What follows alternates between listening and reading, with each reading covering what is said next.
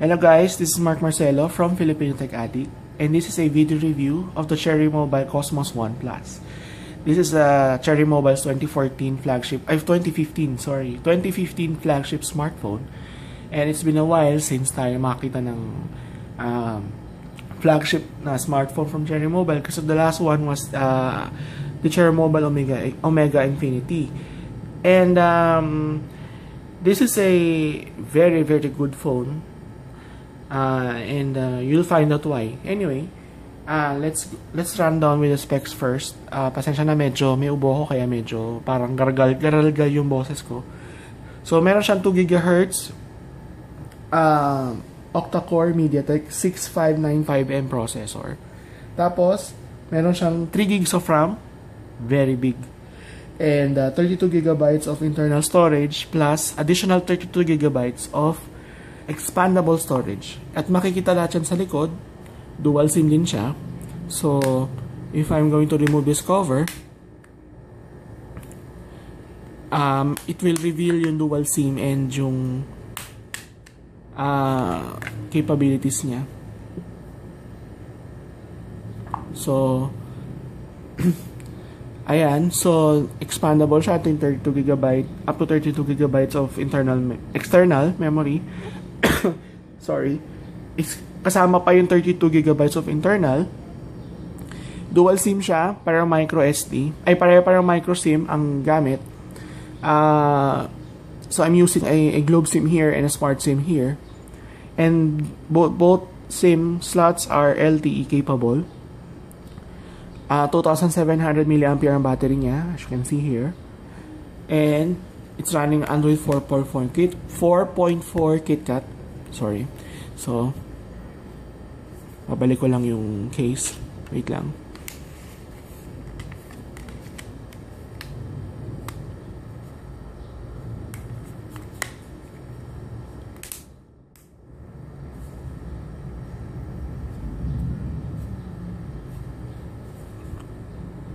So,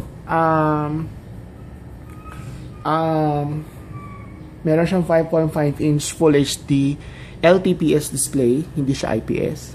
So, it's a LTPS display. Ito yung display technology na ginagamit ng Gionee sa mga phones nila. So, mas lower ang power consumption, pero at the same time, pareho siya ng IPS na maganda, bright and vivid. Mas natural din ang color reproduction niya. Maganda naman. It's viewable under direct sunlight outdoors. Viewing angles are also good. Ayan, nakita nyo naman. So, may Corning Gorilla Glass din siya for protection. So, you don't need to worry sa kung masa-scratch yung screen niya. May kasama na rin siyang screen protector. Hindi lang kita, pero naka-install na rin yan. Tapos, as I said kanina, dual LTE. May Wi-Fi, Bluetooth. And it's running Android 4.4 KitKat. The price is 13,999, 14,000. So, let's go to the hardware muna. Kamukha niya yung Cosmos One. Yung nirelease ng Cherry Mobile mga few months ago. Ito talaga itsura niya. Ito talaga siya. So, wala talaga siyang kumbaga, wala talaga siyang pagkakaiba when it comes to itsura. Yan din yan. Cosmos One talaga siya. Dinagdagan lang ng plus. So, how will we know kung ito talaga ay Cosmos One Plus? So, paano natin malalaman? Kasi, ang outstanding feature talaga niya, makikita mo pala sa display, mag-difference ng Cosmos One ay HD. This is Full HD. So, doon pa lang sa screen resolution, iba na. Plus, dahil LTE capable siya, just to prove lang that this is a Cosmos One Plus, meron siyang options for LTE. Ayan. So, I want to switch from Globe to Smart. I can. Pero at nakikita nyo naman, may kahinaan ng signal ng LTE dito sa amin. So, pasensya na. may kahinaan talaga yung signal ng LTE sa amin. Pero sa totoo lang, lumalabas naman siya, pero nga lang, mahina. Yan. Nag-switch na siya from here to here. This is a Globe SIM. This is the Smart SIM. So, kung gusto nyo ibumalik, pwede rin. It takes some time lang just to change. Pero you can do that anytime. Tapos, so yun ang advantage mo. So, wala ka na reason para mahina signal ko dito, mahina LTE ko. Kasi pareho mo siyang gamit.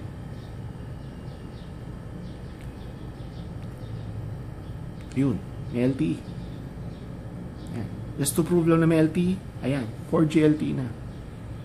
Pero nawawala rin yan kasi mahina nga ang signal ng aming LTE dito. Yan ang Smart LTE. So, anyway.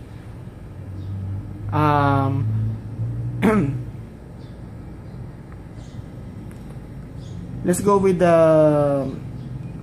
gaming. So,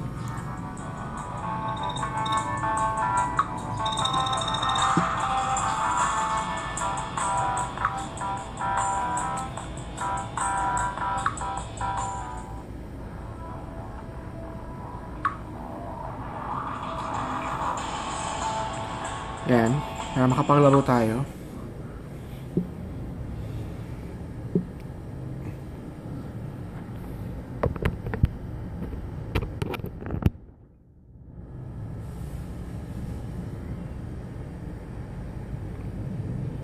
So yan, para ma-test natin yung galing ng processor.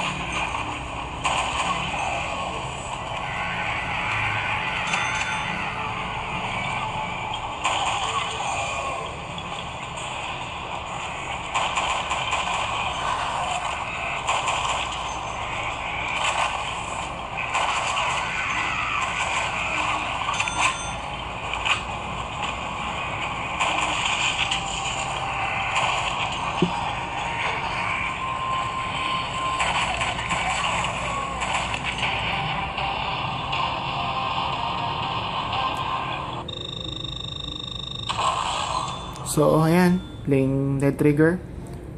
As you can see, wala naman lag at saka sobrang enjoyable maglaro. You can also play Clash of Clans here. Mas maliit na game naman to kasi sa ano. So, ayan, Clash of Clans. You can play. When it comes to performance sa camera, this has a 14 megapixel Sony camera. Sony Sony IMX214 yata, tama ba ako? Oo, IMX214. So let's have a test lang ng camera niya. So ito yung itsura ng camera. So let's take a picture. Yes.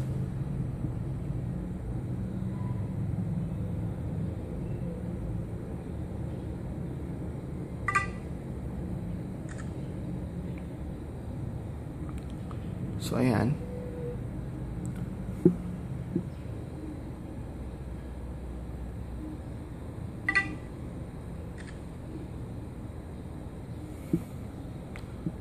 See? So, pati yung alikabok kita. Very sharp, very vivid. So, yan ang test ng camera. Pero, you can see more pictures sa filipinotechaddict.com. Anyway, so, nga pala, this phone comes with a free case, a flip cover case. And dahil what's nice about it is para siyang naka Note 3. So insert mo yan dyan, and pag close mo, bam, may timer ka na. So yun, sobrang ganda niya. So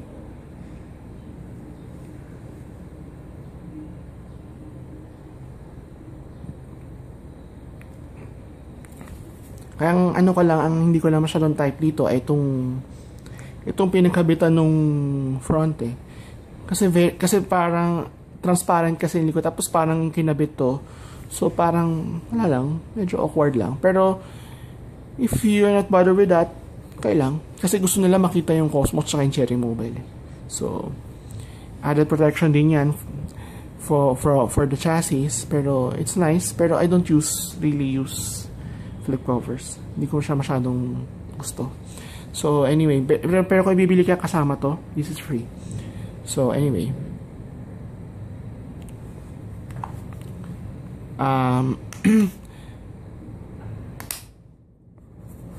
battery life, it will last you around 8 hours of moderate use. Kasi tinry ko yung lahat ng type ng ano eh lahat ng type ng usage kasi pero I'm really a heavy user. So sobrang kulang sa akin yung 2,700 milliampere battery sa akin, sa requirements, lalo na sa requirements ko. Pero what I like about it, sa moderate usage, it's very average. It can last you for 8 hours. So okay na siya for your use. And most users naman moderate users nang naman eh. So the phone will last you for 8 hours moderate usage. Pag heavy usage, it will last you for 5 hours, 6 hours, ganun, with 3 hours screen on time. So pag naglaro ako ng dead trigger ng 1 hour, mga ano na yan, mga 40% na ng battery na wala. 1 hour yun ng playing games. Dire-diretso. Sa akin yun anong factors no? Naka-on ng Wi-Fi, naka-on ng LTE, 100% brightness. Hindi ako nag-50. So, mas gusto ko very popping yung brightness. So, kung gusto nyo ng for gaming, kailangan nyo mag-charge in between.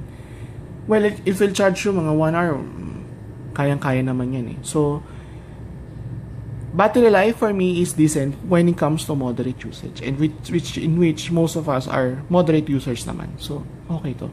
8 hours, tumagal sa akin to ng 8 hours.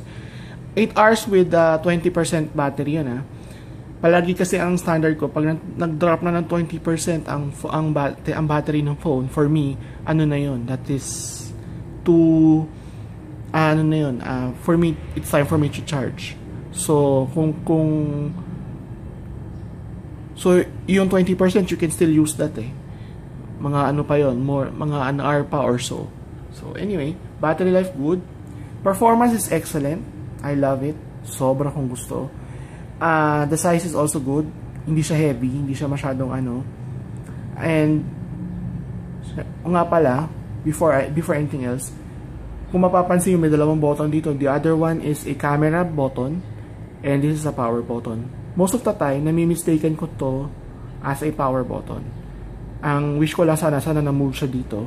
Pero, other than that, okay lang naman siya. Pero, tandaan nyo, yung lower button is the power button. The upper button is the camera button. So, may dedicated camera button. So, yan 3.5mm headset jack. USB charging port. Volume rocker here. So, anyway, I will recommend this kasi this is only 14,000 and wala kang makukuhang flagship worthy na smartphone in any brand sa halagang 14,000. LTE pa, powerful ang processor, Corning Gorilla Glass Full HD. Wala kang makukuhang ganun sa ibang brand kundi sa Cherry Mobile lang. So, I recommend this, strongly recommend this to anyone who is looking for a smartphone na on a budget, syempre on a tight budget, pero gusto ng flagship worthy smartphone. This phone is for you. So anyway, this is Mark Marcelo from Philippine Tech Addict. Thank you for watching.